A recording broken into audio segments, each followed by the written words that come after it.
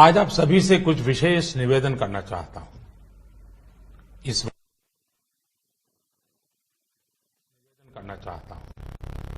वार्ता में कुछ गंभीर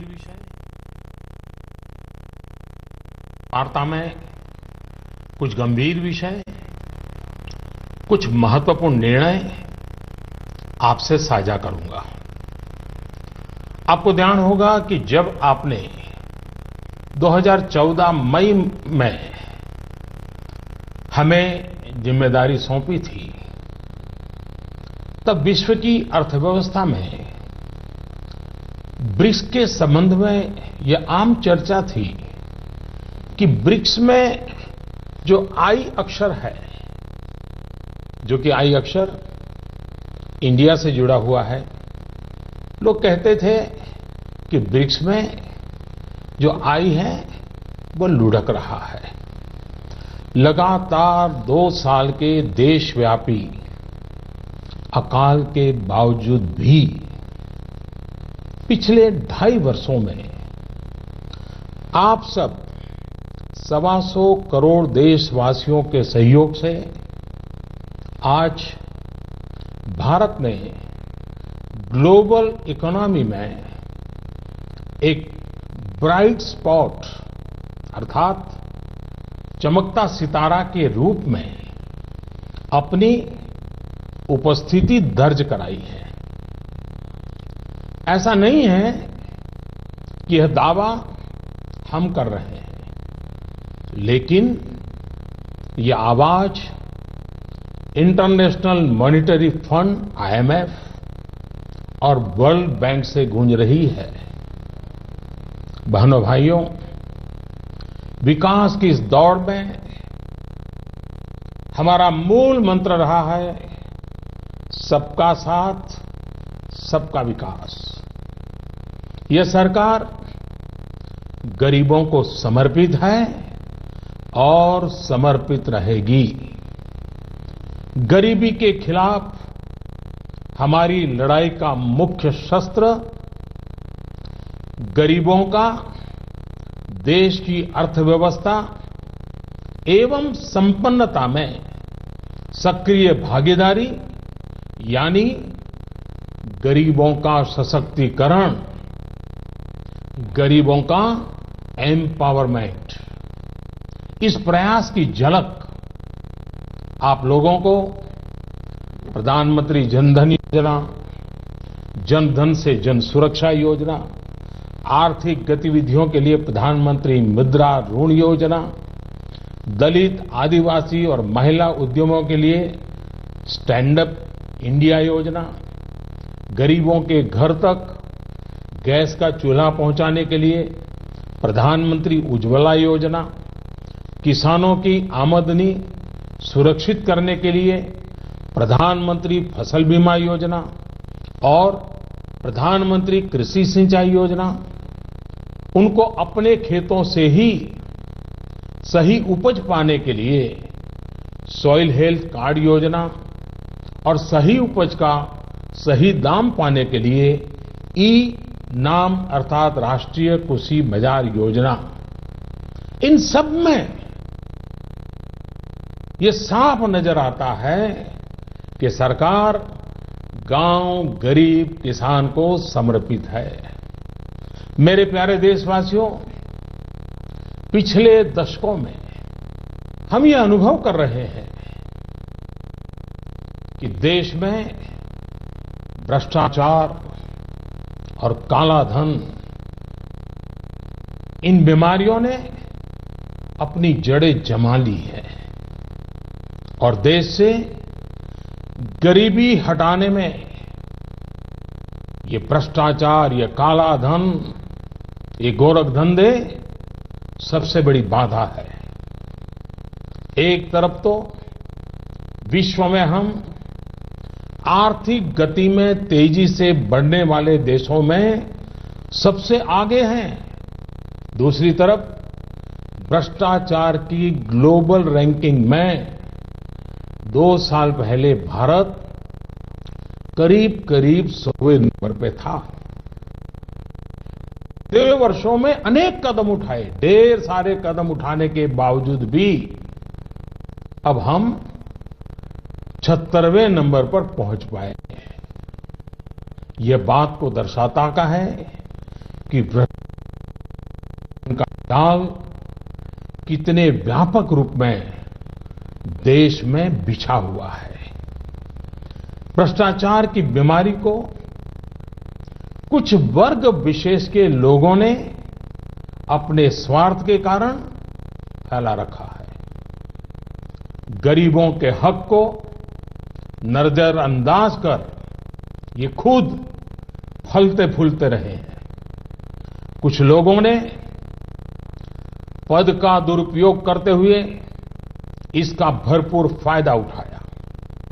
दूसरी तरफ ईमानदार लोगों ने इसके खिलाफ लड़ाई भी लड़ी है। देश के करोड़ों नागरिकों ने ईमानदारी को जी करके दिखाया है।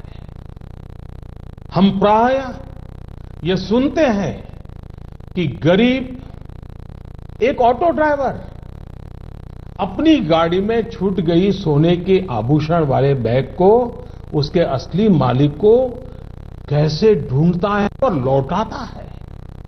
कई बार हम सुनते हैं कि कोई टैक्सी ड्राइवर यात्रियों का कुछ सामान अगर छूट जाता है, मोबाइल फोन रह जाता है, तो अपने खर्चे से उनको ढूंढने जाता है और पहुंचा देता है। अरे सब्जी बेचने वाला भी, सामान्य दुकानदार भी अगर ग्राहक से गलती से ज्यादा पैसे ले लिए तो उसको भी बुला करके लौटा देता है। मेरे प्यारे देशवासियों, इस बात का ये सबूत है कि हिंदुस्तान का सामान्य से सामान्य नागरिक ईमानदार है। लेकिन मेरे प्यारे देशवासियों, हर देश के विकास के इतिहास में ऐसे क्षण आए हैं जब एक शक्तिशाली और निर्णायक कदम की आवश्यकता महसूस की गई।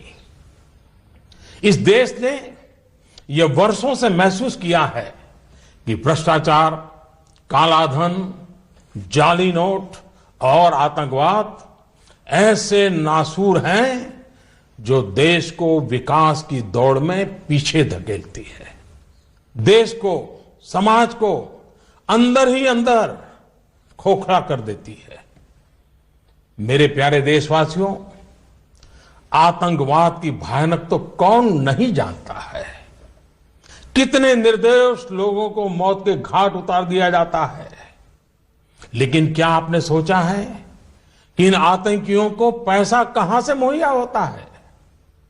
सीमा पार के हमारे शत्रु जाली नोटों के जरिए, नकली नोटों के जरिए अपना धंधा भारत में चलाते हैं और यह सालों से चल रहा है। अनेक बार 500 और 1000 रुपए की जाली नोटों का कारोबार इसके करने वाले भी पकड़े गए हैं। लाखों करोड़ों की नोटें भी जब्त की गई हैं। बहनों भाइयों, एक तरफ आतंकवाद और जाली नोटों का जाल देश को तबाह कर रहा है, दूसरी ओर भ्रष्टाचार और काले धन की चुनौती देश के सामने बनी हुई है। हमने कार्य संभालने के तुरंत बाद भ्रष्टाचार और काले धन के खिलाफ लड़ाई की शुरुआत करते हुए अनेक प्रभावी कदम उठाए। जैसे काले धन की जांच के लिए सुप्रीम कोर्ट के पूर्व जज की अध्यक्षता में एसआईटी का गठन किया। विदेशों में जमा काले धन के लिए 2015 में मजबूत कानून बनाने का हमने काम किया। काले धन को विदेशों से वापस लाने के लिए विभिन्न देशों के साथ टैक्स समझौतों में हमने परिवर्तन किया, नए समझौते किए। अमेरिका सहित विभिन्न देशों के साथ सूचना आदान प्रदान, इंफॉर्मेशन एक्सचेंज करने का प्रावधान किया। भ्रष्टाचारियों की बेनामी संपत्ति को रोकने के लिए अगस्त 2016 में एक और मजबूत कानून, इन सारे कानून से एक बहुत बड़े चोर दरवाजे को बंद कर दिया गया। देश में अघोषित आय को पेनल्टी के साथ घोषित करने की योजना में काफी बड़ी मात्रा में अघोषित आय उजागर हुई। मेरे प्यारे देशवासियों, इन सारे प्रयासों से पिछले 2.5 साल में भ्रष्टाचारियों से करीब करीब 1.25 लाख करोड़ रुपया, ये कम रकम नहीं है, 1.25 लाख करोड़ रुपए का काला धन बाहर लाया गया है।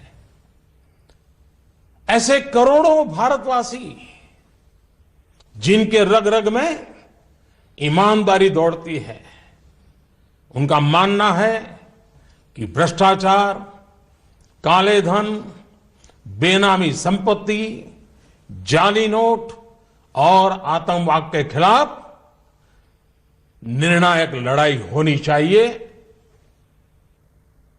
कौन ईमानदार नागरिक ऐसा होगा जिसे अफसरों के घर बिस्तर के नीचे से या जगह जगह बोरियों में करोड़ों रुपयों पाने जाने की खबर से पीड़ा न होती हो। आज देश की मुद्रा व्यवस्था का हाल यह है कि देश में कुल सिक्कों और नोटों की जो मूल्य है, उसमें 500 और 1000 रुपया वाले नोटों का हिस्सा लगभग 80 से 90% तक पहुंच गया है। देश में कैश का अधिकतम सर्कुलेशन का एक सीधा संबंध भ्रष्टाचार से है। भ्रष्टाचार से अर्जित कैश का कारोबार महंगाई पर बड़ा असर पैदा करता है। इसकी मार गरीबों को झेलनी पड़ती है। इसका सीधा प्रभाव गरीब और मध्यम वर्ग की खरीदने की शक्ति पर पड़ता है। आपका भी स्वयं का अनुभव होगा, जब मकान खरीदने जाते होंगे, जमीन खरीदने जाते होंगे, तो आपसे जब सौदा होता होगा तब कहते होंगे कि कुछ धन चेक में लेंगे और ज्यादातर कैश में मांगी जाती होगी। ईमानदार व्यक्ति के लिए कुछ भी खरीदना, एक मध्यम वर्ग के व्यक्ति को घर भी खरीदना हो तो उसके पास काले धन नहीं है तो मुसीबत हो जाती है। तो उसके पास कैश के इस धंधे के कारण मकान, जमीन, उच्च शिक्षा, चिकित्सा, ऐसे अनेक सेवाओं को, उन वस्तुओं को इन कारणों से उनकी मूल्य में कृत्रिम वृद्धि भी होती है, आर्टिफिशियल इंक्रीज होता है। भ्रष्टाचार से जमा किया गया धन हो या काला धन हो, ये दोनों बेनामी हवाला कारोबार को भी बल देते हैं। और हम जानते हैं हवाला का उपयोग आतंकियों ने हथियार की खरीद फरोख्त में भी किया है। चुनावों में काले धन के प्रभाव की चर्चा ये कोई नई बात नहीं है, वर्षों से हो रही है। बहनों और भाइयों, देश को भ्रष्टाचार और काले धन रूपी दिमक से मुक्त कराने के लिए एक और सख्त कदम उठाना जरूरी हो गया है।